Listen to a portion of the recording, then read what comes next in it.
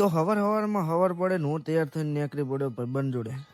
તો ભાઈબંધોને મળીને આપણને અજીતભાઈ મળ્યા હતા. એ પાણીની બોટલનો વેપાર કરે છે. પછી આપણે જવાનું હતું ટ્રેક્ટર લઈને ભાઈબંધના એરંડા પાડવા માટે ખેતરે. તો વિષ્ણુભાઈને મળીને આપણે ખેતરે એરંડા પાડવાનું ચાલુ કરી દીધું. તો અડધો કલાક પછી આપણે તરત જ ખેતરનું કામકાજ પતાવીને ઘર બાજુ રવાના થઈ ગયા. તો ભાઈબંધનું થોડું કામ હતું તે એટલું કામ કરીને આપણે આવી ગયા ઘરે.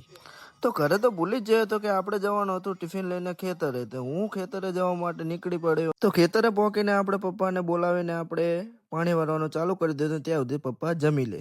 તો પપ્પાએ આપણા માટે મૂળા ઉખેડીને મૂકેલા હતા. ત્યાં સુધી આપણે જાંબુને પાણી પીવડાવી દીધું અને મૂળા લઈને આપણે સીધા ઘર બાજુ નીકળી પડ્યા.